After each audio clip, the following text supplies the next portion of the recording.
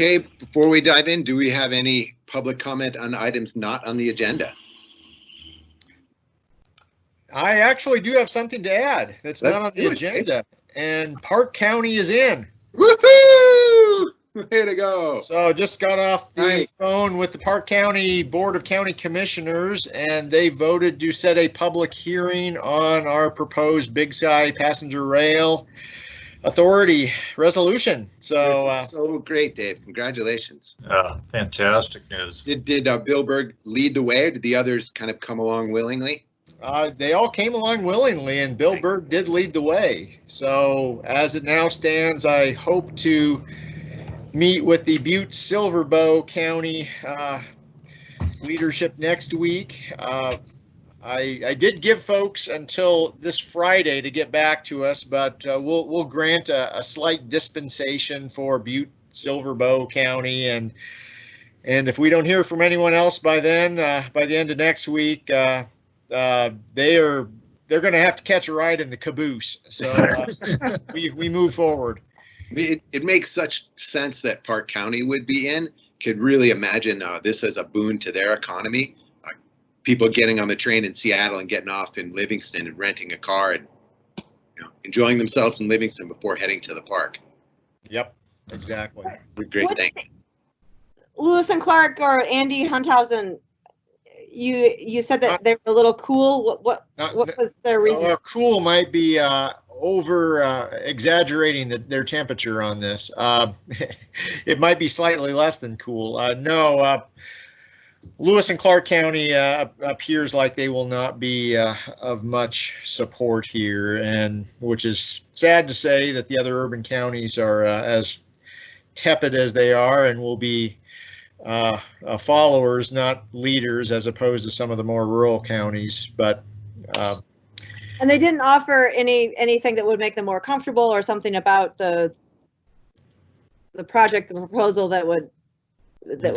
Just generalized skepticism that this can not be a viable project, in which case I told Andy, and it's the same line I've used for others, is that if the question is, what's the likelihood of this occurring? My response is absolutely zero if you don't do anything different than you have in the past. So that's so well said, Dave. And we take on a big project by starting, and this is a great first step. I think Erin spotted a passenger train with her binoculars there. Oh, there's a hawk out there. Oh, hunting. There's like 8 people in the alley back here, and the fire department. It's very exciting. Oh, so see, you need binoculars too. Different kinds of wildlife. Yeah, right. That's all I've got, Josh. Good. Well, thanks. That's super good news. All right, Erin, you want to kick us off? Yeah. So we are in the process of applying for this mobile crisis response grant. It's due on the 30th, but my goal is to get it in by Friday. 2 of the requirements for submission are the 2 disclosures, basically, that you should have in front of you. And one is the dark money disclosure, and the other one is the equal pay for Montana women. And these might be familiar to you because they are similar to, or they're the same things actually that we signed for the county tribal matching grant back in the fall. And these are, when you're applying for state grants, they're just standard requirements. But the dark money spending disclosure just is certifying that we have not spent any money for election campaigns. And the other one is just saying that we agree that equal pay for Montana women, basically, that we believe in best practices surrounding equal pay. Those sound like really good things to sign off on. So I've got a question. This is all pretty straightforward, but last night when we had our joint meeting with the Missoula City Council, they approved $75,000 as their match. So what's the update there? I thought we were talking 125 last. Yeah, so that's a good question. Actually, Kristen Jordan and Teresa Williams and I just had a meeting this morning to discuss it. We need 125,000 total, And I think Kristen maybe has been talking to Josh about it a little bit. She was the point person on the match. And I'm not quite sure where it's at, but it sounds like the city is willing to contribute up to 75,000 and that we have to come up with the rest one way or the other. She brought this up with me last week as an issue, but it didn't go anywhere from me hearing it to actually bring it to you all or doing anything. But I did learn this at the end of the week. Yeah, so I think if there is $50,000 that we can contribute towards match, we'll put that in.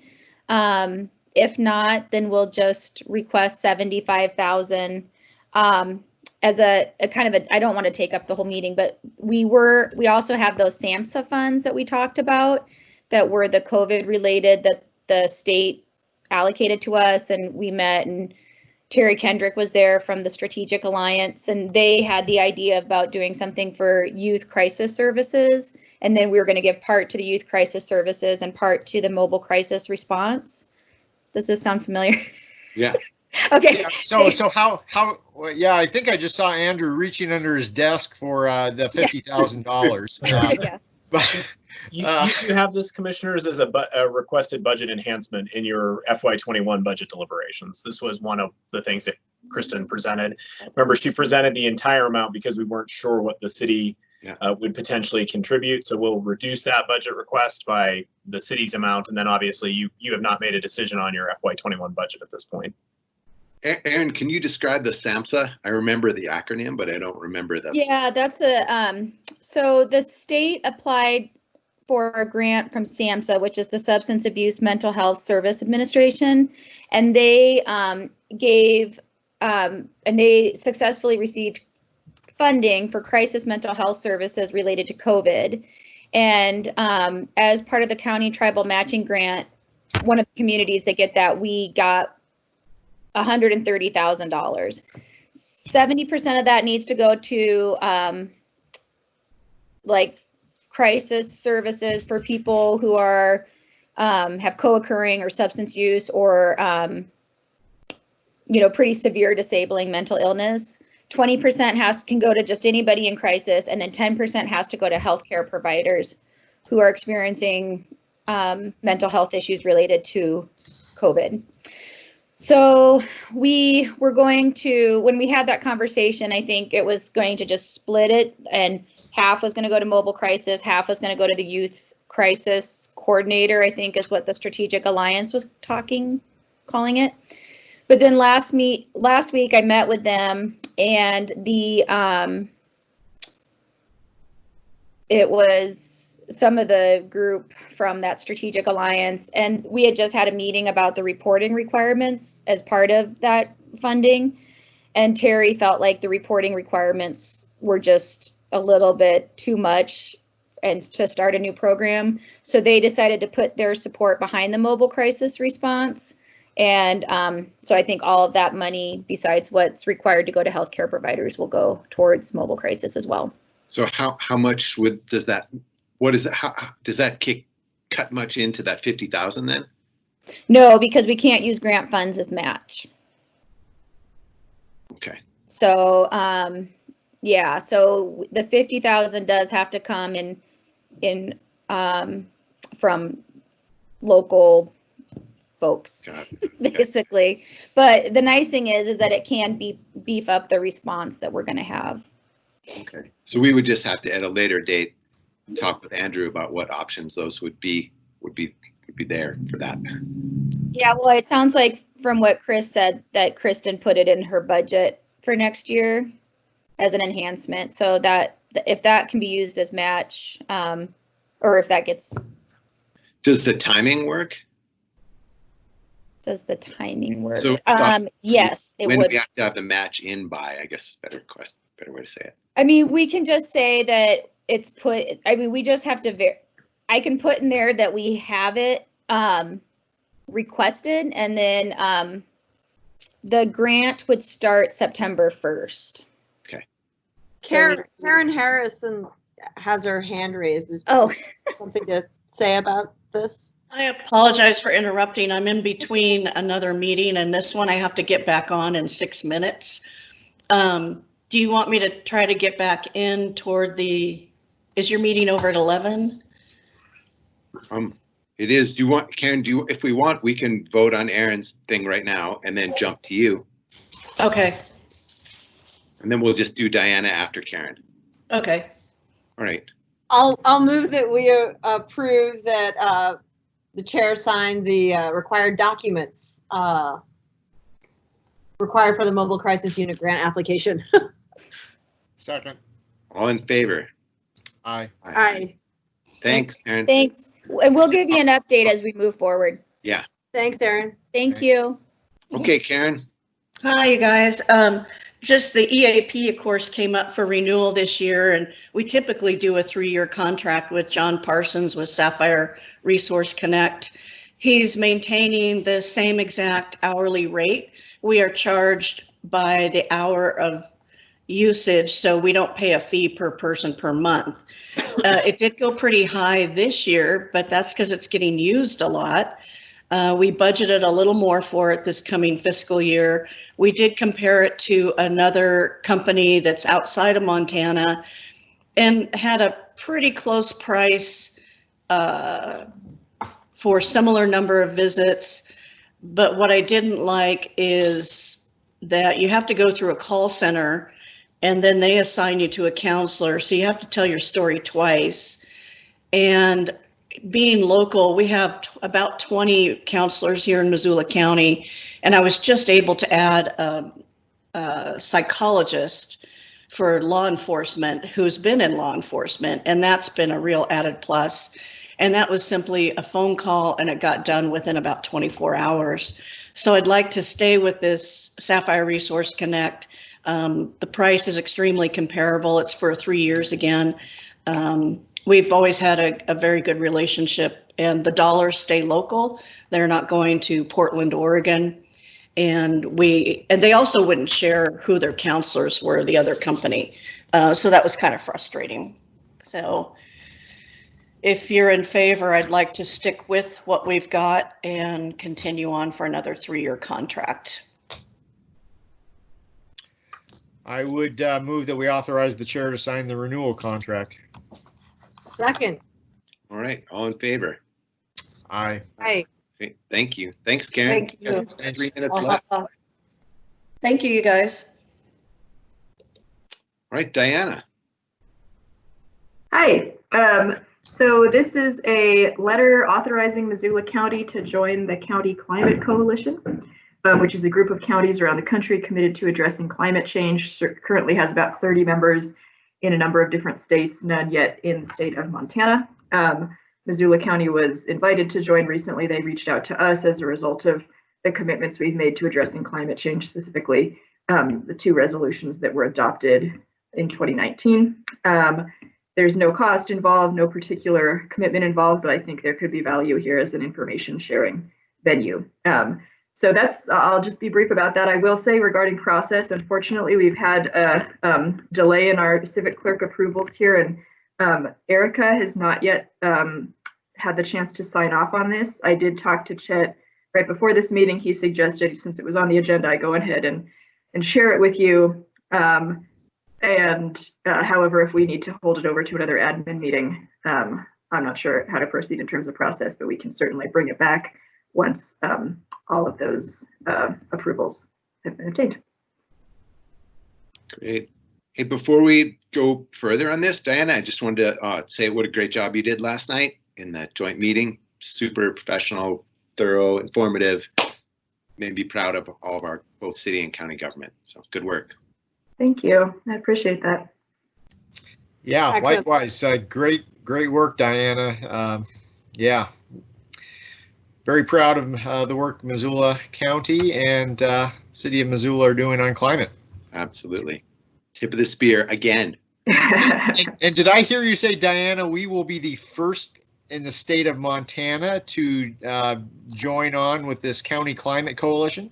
Correct. Yeah. That's what I thought I heard. That's what I thought I heard. Can we just preliminarily, and maybe this is Chris, a question for Chris, can we approve this pending final review by whoever else in the county needs to review this thing? Yeah, I think you should be able to do that. This is just a letter, so. Yeah. Okay. I would move that we authorize the chair to sign the letter. Second. Great. All in favor? Aye. Nice job. Lots more firsts. It's so fun. Woo. Thank you. Great job, Diana. Thank Yeah. you. Thanks a lot. Okay, Matt Jennings. So that item was postponed until the 30th in order to allow Matt a little more time. Great.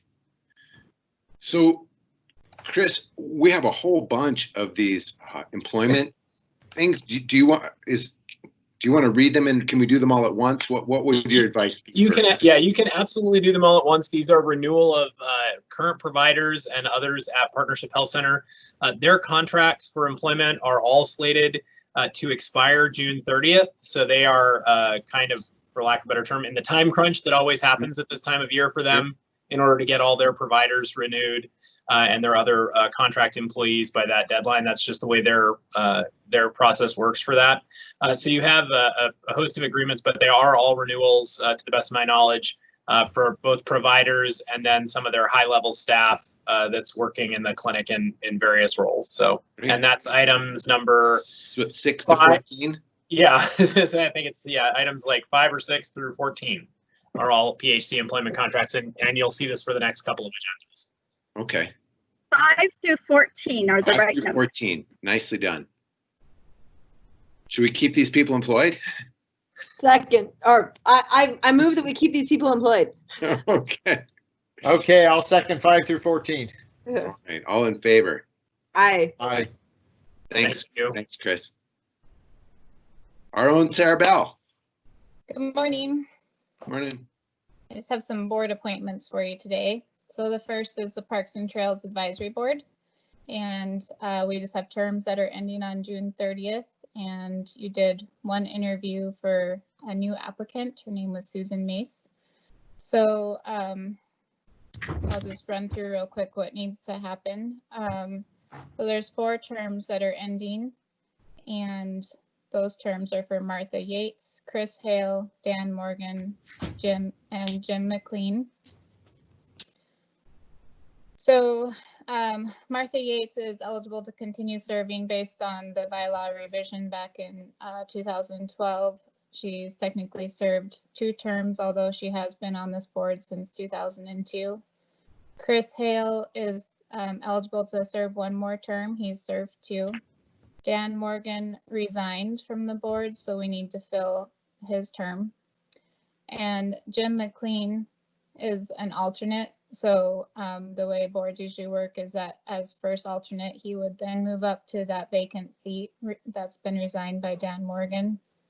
And then the second alternate would then move up to Jim's first alternate seat. So we had 1 new applicant, Susan Mace. You interviewed with her on June 17th. And then Ron Schlater, who was a previous applicant, you interviewed with him last summer. He also submitted an email of interest to be considered for the board again. So if you have the RCA in front of you, I've tried to lay it out as clear as I can to how to transition the terms. I would suggest that you appoint first alternate Jim McLean to fill the vacant seat of Dan Morgan to a new 3-year term. He's only served a partial term as first alternate. Staff is happy with his service on the board, thinks he's a great fit, and would like to see him continue serving. I would then suggest you move Jennifer Thompson to first alternate to fill a new 3-year term of July 1 through 2020 through June 30th, 2023. And then I would suggest that you put the new member, whoever it is, as the second alternate, completing that remainder of the term there. And then, or the other option is reappoint Martha Yates to a new 3-year term, or put a new member in her seat, or reappoint Chris Hale, or put a new member in his seat, if that makes sense. Thankfully, you wrote it all out. Like, Yeah. So I know CAPS had some discussion with you about whether or not to bring Ron Schlater in since he was a previous applicant. Typically for this board, we have a really large applicant pool. So Susan applied right at the end of the application closing. So staff was getting a little bit anxious that we didn't have any new applicants for this board. So that's when they reached out to Ron Schlater to see if he would be interested still in serving. I believe Ron's applied for this board twice. And the only reason he was not appointed was because he also serves as an OLC board member. So he's a definitely qualified candidate. It's just that we were trying to be fair and balanced across the county boards. Okay, so I guess here are my thoughts on the matter. So I would, I'd recommend that for Martha, Chris, and Jim, we retain all of them. There have been a good number of changes on the board over the past couple of years, and I think keeping some institutional experience and memory, particularly with Martha and Chris, would be good right now. I know Martha's been on the board a long time, but I think keeping her in the saddle, so to speak, would be good at this juncture. As far as the new appointed member, I guess I'm of two minds on this. My sense is that staff was more keen on the idea of appointing Ron. And I think, and Juanita, I think you were in the meeting with me when we had some of this discussion. My sense was that they were looking for ways in which to enhance crossover and collaboration between OLC and the Parks and Trails Advisory Board. And I guess, and that makes a lot of sense, and Ron has applied more than once. On the flip side of that, the last time we had this discussion a year or two ago, in the spirit of wanting to give more people, more citizens the opportunity to participate in boards like this, I think the consensus was that we were inclined at that time, at least, not to appoint someone who's already serving in another board, on another board, just to kind of widen the opportunities for others so that folks aren't double dipping in multiple boards. And the other piece is that I'm always cognizant of, we are not, if we appoint Ron, we're probably moving in the opposite direction that we need to on this board in terms of gender diversity. But I'll just put that out there as a consideration. It's not as though we have no diversity on this board, but it's still somewhat imbalanced towards male representation. I guess, and yes, and Ron has I had a chance to serve with him when I was on OLC, and he's a dedicated, experienced board member and brings that conservation voice that I thought the staff had expressed concern that there wasn't the conservation voice on the Parks and Trails Advisory Board that had been there, and they weren't sure that Susan would be able to bring that voice the way Ron could, is what I was hearing. She was more interested in like the parks in a developed sense, develop parks, and what could the advisory board do for improving developed parks, and I guess what I was hearing from staff was that they wanted again, like a broader that conservation voice. You know, that's what I thought I heard Juniper saying as well. But I totally agree with it. It's great that Susan is in Clinton-Tura, and I know when I was on OLC, like, it was really hard to find someone from that area to be engaged, and then obviously the gender piece. But I'd be more inclined to go with Ron and staff's kind of interest there. But yeah, I will take that as a motion, and I will second that. I think all things being equal, we absolutely need to be moving towards greater diversity and geographic representation. But in this case, all things may not be equal based on the needs of the board at this point in time.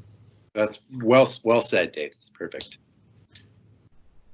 All right, all in favor? Aye. Aye. Thanks for keeping track of all the details on this, Sarah. Yeah, thanks. Thanks for writing this out. This is somewhat complex. Yeah, you're welcome. So Annie, just for the record, Ron is the second alternate. And all the other members are reappointed, and Jim McLean moved up to a regular member. Yeah, I can't say enough how much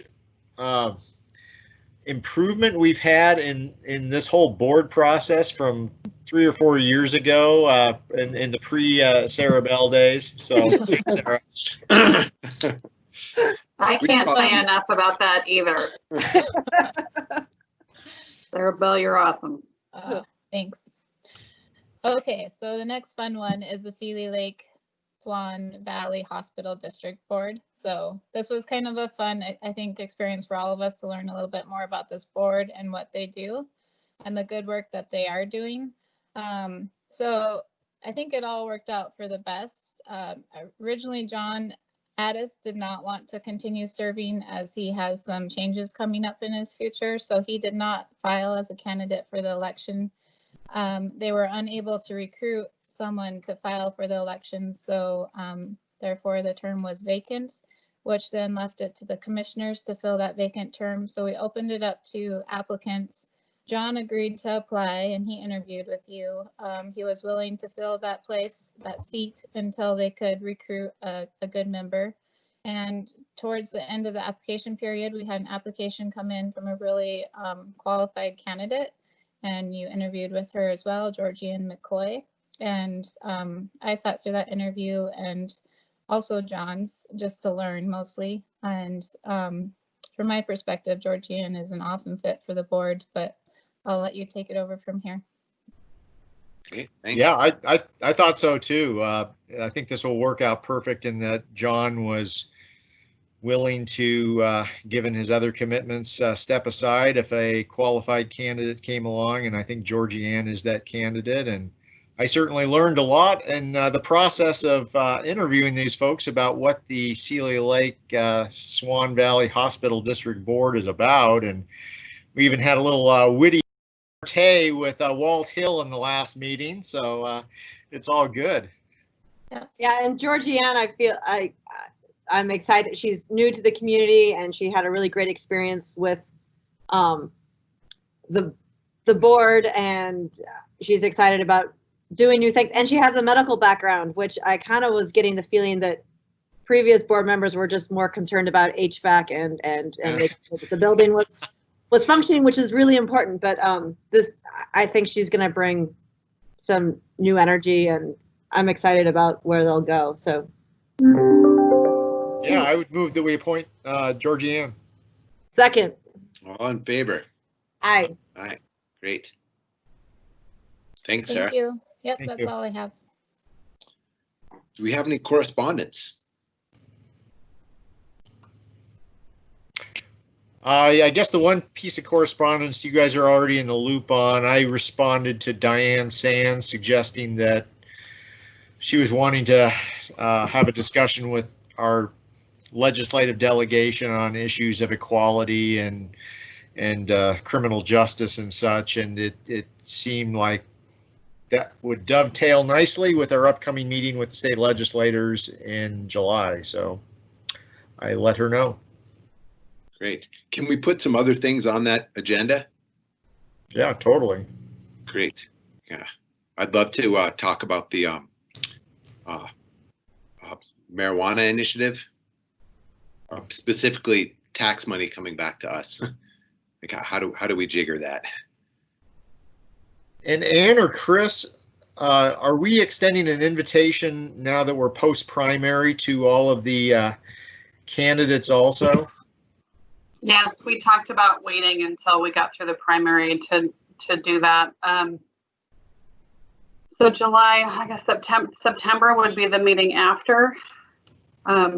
the next meeting. We could do either. We could be sending to candidates for July or waiting until the September meeting and opening it up a little bit further then. I guess I would be inclined, since we know who is going to be on the ballot in November, to extend the invitation in July for all of them. Yeah. Yeah. And Chris, could we also put a brief discussion about local option on that meeting? Thank you. You bet. Sorry, I was writing it down. I got that. Thank you. Okay. Any other correspondence? We have discussion items, the Mako district meeting. Yeah, so Dave, you had asked for this to be on just as a quick discussion about resolutions. We know, shouldn't say we know, one of the resolutions that's potentially out there for us is the conversation again about speed limits and the 25-mile-an-hour issue, which is, as you know, you had a citizen recently request that you lower the speed limit in an email to the commissioners from 35 to 25. You don't actually currently have that authority to go below 35 miles an hour. It's something that we brought to the legislature the last couple of times and have not been successful about. So that was one potential resolution. But if there are others that commissioners have, the officers had a chance to chat the other day, and we'll be working on putting together that one and a couple of others. But if there were others the commission was interested in. The only others that I can think of are ones that Bradley Seaman alluded to recently relative to changes in election law. And he is bringing those specifically through the elections group, which is also, Mako is also the lobbyist for. What we could do though, Mako has broad policy statements of what they'll support. And so if there's specific areas that the commission would like to support in this next legislative session, one of those was the change Bradley mentioned to be able to have drop-off locations during an all-mail election, which we currently have limitations around. So for example, we could be encouraging, we could write a resolution for Mako to be in support of that legislation that's coming out of election side, because it'll come from that as opposed to from Mako. But we can still have that support statement, so then when that bill comes up, Mako would go in and lobby in support of that, even though they'll also be the lobbyist for the people presenting it. They have two different lobbyists though, so it works. Does Rebecca say that, what's she hearing? I don't know that she's hearing anything related specifically to Mako resolutions. Of course, there's a lot of work at the interim session on a host of things, local property taxes being one of them, that they just had a relatively large conversation on how that's local property taxes have grown in response to citizens' needs and services in ways that, at least from the state's perspective, are difficult for them to explain due to the lack of clarity, or I don't want to say clarity. It's a little more opaque, let's say, when we talk about cities, because they levy everything into their general fund. So for example, the police department at the city is in the general fund, where the sheriff's department is its own levy in the county. So it's easy to say this much is going to public safety. In the city, it's a little harder for them to do that because all the state sees is mill. They don't know what the percentage breakout is for each of those budgets. So they still have a lot of work to do on that, but I would anticipate we'll see some legislation around that, but Mako will have a better handle on exactly probably what they're anticipating to come, because they've been in all of those meetings testifying on behalf of local governments in particular counties. So cities also utilize special districts more frequently, so it's harder to track for that as well. Right. Kristen, and in the last session, when there were bills around local option for all counties or the gateway counties, what was position on those? So Mako was in support of the gateway counties, as I recall, and that was the bill they kind of chose last. And it chose. It was a resolution. Right. It was a Mako resolution, I believe. Yeah, I say, but that was the one that was kind of coming most strongly from Mako as a support. And the other one, did they come out against, or were they just not? I don't remember them coming out against. I think they were just neutral, and the one that they lobbied was Gateway. All right. My sense was that at least the argument given at the Mako session where this was taken up and voted on by the members was this was seen as maybe the easier lift, which clearly didn't get lifted, but maybe by focusing on the gateway communities as opposed to some other more broad-reaching approach, which I think you're correct, Chris, even though it looks like you're frozen there on my screen, that I don't think MACO was necessarily supportive of or in opposition to other efforts, but they felt like this was the one to be more vocal about. Yeah. And I mean, Josh, this, not that I necessarily don't think it's important to discuss these with our local legislators, but if the commission has strong opinions around local option, this would be one of those places where you should be bringing that up at the district meeting to see if you can move MACO. Thank you. Thank you. Let's do it. And I'd love to talk about that. Thanks. So, yeah. So the other, you guys okay with talking about that? Yeah. Yeah, I guess it boils down to, do we want to propose it as a formal resolution for the MACO district meeting? Again, even if you don't want to propose it as a specific resolution around it, you may want to make sure that their support statement is broad enough that it captures local option for all as opposed to local option for select, right? Because that's always been the problem, is that local option has been a select group that has been able to use and apply for that, as opposed to it actually being a broader thing that's supported. Sure. Let's do that then. So the other thing that I think we discussed in the past was whether we wanted to propose a resolution that would decouple deputy sheriff pay increases from increases in elected official pay, at least as far as larger urban counties, since I think we're painfully aware that any change in elected official compensation has this cascade effect that triggers a whole bunch of unforeseen circumstance. Well, they are foreseen, but the order of magnitude is, from a budget standpoint, pretty great. So yeah, I really get the urban county part of that is the part that's important, because we have so many deputies. It wouldn't matter if you had one deputy, right? But if you have a bunch of it, becomes really meaningful. So there should be a way we could address this. Our context is really different than counties that have one deputy. I can't help but think back in the day that it was kind of a Mayberry sort of scenario where you have the deputy is truly the deputy. So yeah, there was definitely that, and there was also concern that local elected official pay could, in smaller communities where, again, the sheriff's department tends to be the majority of full-time employees, because there just is a need for more of them than there necessarily might be for motor vehicle treasurer in a small community, to make sure that those salaries kind of kept up in a competitive way so that those communities could recruit. And so tying the sheriff and the deputies together made sense. Then the sheriff couldn't, you couldn't move the sheriff ahead and leave your recruiting issue behind, but it really does not work well in urban counties. We certainly could put that forward. I would recommend, before we do that on Friday, that we just have a quick touch base conversation with TJ so that he's aware of it. I don't know where the Sheriffs and Peace Officers Association would come out on that. I think if it were aimed at the urban counties, it would probably be less of an issue for them. I think, similar to MACO, their membership is largely rural with a few urban sheriffs mixed in, right? I mean, that's just the nature of the state of Montana. So are you having that conversation with TJ? I can, if the commissioners would like me to, or if one of you wanted to reach out to him. I don't want to presume that it's me. That'd be great. You can speak more knowledgeably to this than any of us. So. Sure, I would be happy to call TJ. Thanks, Chris. Yep. Thanks. Yeah, and thanks for bringing that up, Dave. Okay. And who's going to be at the district meeting? Is it just me? Yeah, it's on Friday in the morning. Is it this Friday? It is this Friday. Yeah.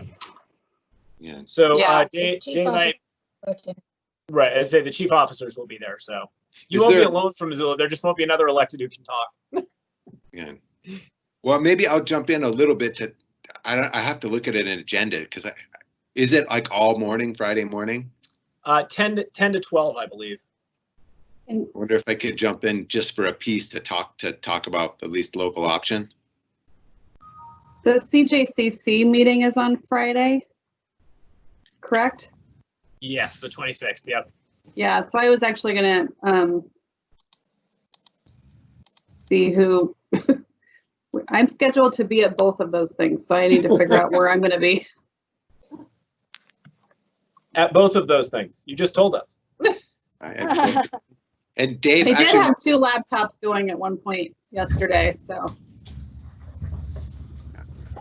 in the past, what is our district Mako thought about local option?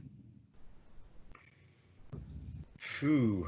I don't know. So our district is Missoula County, Ravalli County, and Mineral County, and I don't recall having that discussion. Well, yeah, I have no recollection of it. If we had that discussion, what the other county sentiments were. It'll be a good discussion. Yeah, and I'm imagining this really as property tax relief, so hopefully that's a compelling message to them. And I don't know what Mineral County's tourist situation is like. If this would be a compelling thing, but if they don't like it, they don't have to have it. You know, it's an option. Well, I mean, St. Regis, they have a tourist tax there, and that's in Mineral County. So That's true. Well, Dave, how do you feel about talking about this with them? yeah, I'm fine to bring it up. Great. Yeah. Yeah, if you do that, then I won't, because I shouldn't be doing this on Friday morning. Sure. Thanks, Dave. Thank you. Carry the load, brother. All right, do we have anything else? Oh, COVID. Yeah, I wanted to share a quick story from last week, a phone call I got from the state, and as they reviewed our reimbursement request, we got the first call, I shared this with Chris this morning, was the gal who we had submitted the document in a PDF format rather than an Excel spreadsheet, and she was panicked about that, so we sent up the Excel spreadsheet, and all our backup is in PDF and it's hyperlinked to the spreadsheet. And a couple days later, we got a call from her again, and she said she had to back away from it. It was way over her head, and she was transferring the work to a super smart accountant. And What the heck? and I said, well, why did you have to back? She goes, well, Missoula County just submitted so much more detail than any other entity in the state. I was having trouble understanding it. I said, well, are you accountant? And she goes, no, I was a Spanish history major. I'm just, what are you an intern? I mean, I didn't ask if she was an intern, but it sounds like they've got interns and everybody else working on this project, and maybe one accounting major in the entire department. But he's super smart. And he's going to be taking it over. So, yeah, one, we submitted too much information, and two, they're using Spanish history majors. So This may be something we need to bring up with our state delegation if they have any influence on this sort of thing. well, hopefully it goes smoothly now, and we'll get a quick response. So, I mean, can you just talk to Tom Livers? yeah, before I start complaining, I want to see how it shakes out. I mean, if we have some issues and some problems going forward, we may want to have a discussion, but hopefully they have a number of super smart accountants. So. Or maybe we just give them $1 figure that we would like and call it good. Well, That's easy. Did I understand that right? We submitted too much detail? She goes, well, yeah, you submitted much more than any of the other counties. And I was, okay, so it's just taking us longer to go through it. All right, well. Should we have just written it on the back of an envelope and wait? Should I just requested big numbers with no backup? I don't know. I think this whole, this first reimbursement will be very telling to see what shakes out of it and what doesn't. Andrew, you ought to relay that story to Eric Bryson at Mako. I bet he'd get a kick out of that. Yeah, I will. I'll do that. I thought you'd enjoy it. Yeah, nice. Good. All right. Well, I think then we are finished. Unless we have. I have a quick question. I got an email from Katie Cleats. They're doing a ribbon cutting at the Russell Street Bridge. And she wanted to know if any of the commissioners were interested in attending. You are otherwise occupied at the time of the ribbon cutting, which is July 8th at 11 a.m. That is your meeting with the Flathead Lolo Bitterroot Citizens Task Force. I'm thinking I better be at that meeting, not the ribbon cutting. Yeah. Yeah. I assumed, I just wanted to ask so I could let her know. I would echo Dave's thoughts on that. Yeah, Good. thanks. As much as I love bridge ribbon cuttings, so. Gonna be quite an event. All right. Do we have anything else? One other thing I'll just bring up, since we were kind of talking about CJCC earlier, is I'm working with Kristen to get a media release out about that and invite the media to attend the meeting on Friday and the public as well. So we're hoping that's a good opportunity to really showcase what the county is already doing in criminal justice reform, since so many people are interested. So Josh, if you're going to be on that, just be aware there might be some more public engagement, involvement on that. So Great. thanks. Allison, are you calling in from a restroom or something? Nice echo.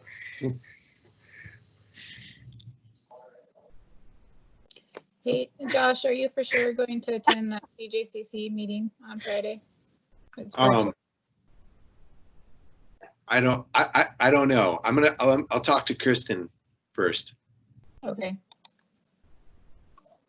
Thanks for bringing it up. Mm-hmm. Yep, it's at 10 on Friday. I'll check in with her. Okay. Thanks. Okay. Anything else? Great. We all get an extra 10 minutes. Hey.